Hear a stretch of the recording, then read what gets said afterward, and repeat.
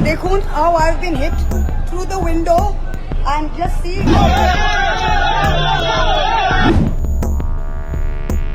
पश्चिम बंगाल की सियासत में इस वक्त जो अभूतपूर्व भूचाल आया है उसने टीएमसी यानी कि तृणमूल कांग्रेस की चूल्हे पूरी तरह से हिला करके रख दी। कभी जिस पार्टी के पूरे बंगाल में एक छत्र राज हुआ करता था, जिसके नेताओं की तूती बोलती थी, आज उसी पार्टी के भीतर और बाहर ऐसी परिस्थितियां बन चुकी है कि नेताओं की हवा टाइट है। हालत ये हो चुकी है दोस्तों कि जो नेता कल तक सत्ता के रसूख में सीना तान करके घूमते थे, आज वो अपने राजनीतिक साख और निजी सुरक्षा दोनों को लेकर के गहरे खौफ में नजर आ रहे हैं। बीते 1 से 2 दिनों की जो तस्वीरें बंगाल की सड़कों से निकल करके सामने आई, वो वाकई में हैरान करने वाली और टीएमसी के लिए बेहद डरावनी है। पार्टी के बड़े बड़े चेहरों और दिग्गज नेताओं पर सरेआम गुस्साए लोगों द्वारा अंडे फोड़े जा रहे हैं, उनका जबरदस्त विरोध हो रहा है, हूटिंग हो रही है और जनता का आक्रोश 7वें आसमान पर पहुंच चुका है। नमस्कार, आप देख रहे हैं बतकई चौक और मैं हूं आपके साथ गरिमा त्रिपाठी। दोस्तों, नेताओं को समझ नहीं आ रहा है कि वो इस जमीनी गुस्से का आखिर सामना कैसे करें।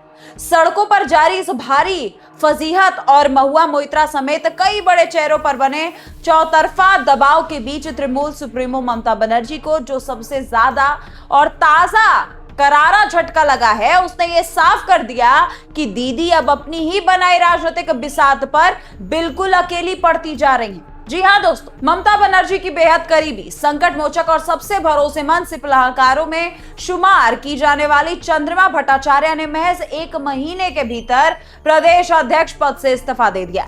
यह सिर्फ एक सामान्य इस्तीफा नहीं, बल्कि ममता बनर्जी के नेतृत्व और उनकी कार्यशैली पर लगा एक बहुत बड़ा राजनीतिक सवालिया निशान है। हाल ही में जब तृणमूल कांग्रेस के विधायक दल के 2 टुकड़े हुए थे, तब बेहद नाजुक वक्त में 3 जून को ममता बनर्जी ने चंद्रिमा भट्टाचार्य को पश्चिम बंगाल टीएमसी का प्रदेशाध्यक्ष नियुक्त किया था, ताकि संगठन को बिखरने से बचाया जा सके। चंद्रिमा ममता सरकार में स्वास्थ्य और वित्त जैसे सबसे महत्वपूर्ण और मलाईदार मंत्रालय संभाल चुकी है, यानी वो सरकार और संगठन दोनों की रीढ़ मानी जाती है। लेकिन शनिवार को उन्होंने न सिर्फ अध्यक्ष पद छोड़ा, बल्कि पार्टी के सभी पदों से एक साथ इस्तीफा देकर के पूरा राजनीतिक बिरादरी को सन्न कर दिया। दिलचस्प और सबसे ज्यादा ध्यान खींचने वाली बात तो यह है कि चंद्रिमा ने अपने इस आधिकारिक इस्तीफे के पत्र में ममता बनर्जी को टीएमसी अध्यक्ष के बजाय पूर्व मुख्यमंत्री के तौर पर संबोधित किया है। जी हां दोस्तों, ये एक शब्द ही बताने के लिए काफी है कि पार्टी के भीतर की कला और करवाहट किस कदर चरम पर पहुंच चुकी है।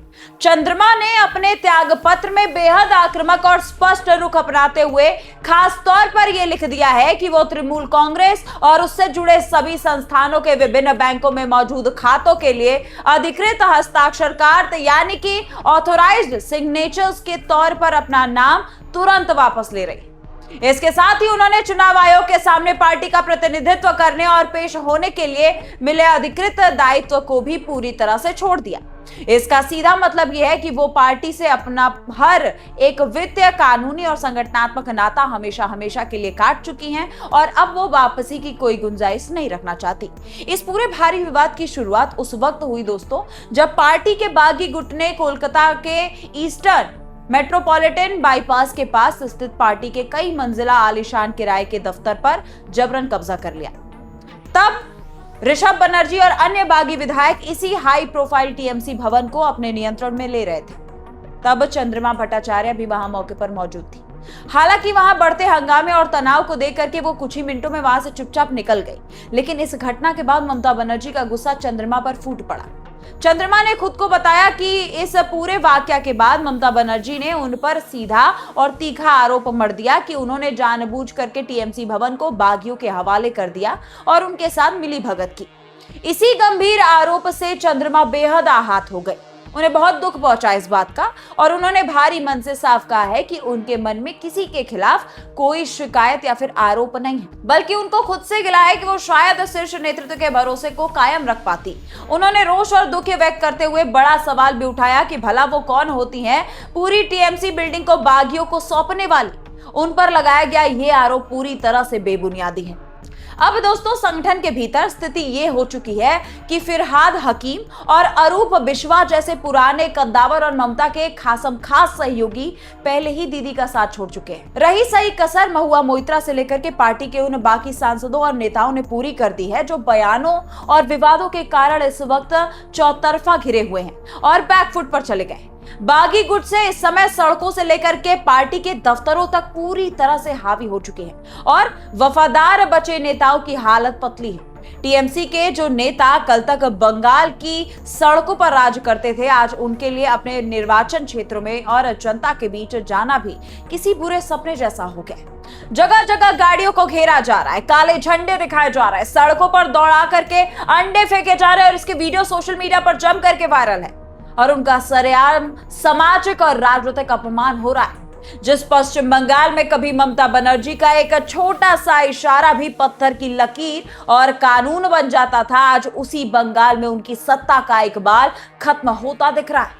उनके अपने ही लोग एक एक करके उनका साथ छोड़ रहे हैं और जो बचे कुचे नेता उनके पास हैं वो जनता के भयंकर आक्रोश और बागियों के बढ़ते खौफ से बुरी तरह थार थार कांप रहे हैं।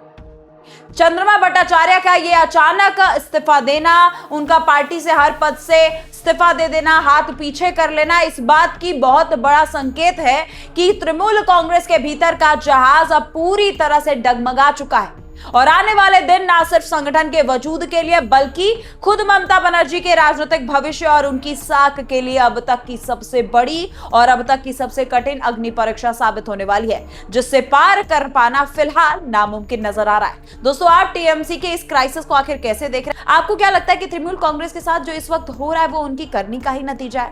आप मेरे इस बात से कितना सहमत है और इस पे आपकी क्या राय है? कमेंट सेक्शन में लिखना मत भूलिएगा। वीडियो पसंद आए तो लाइक कमेंट शेयर जरूर करिए। नमस्कार।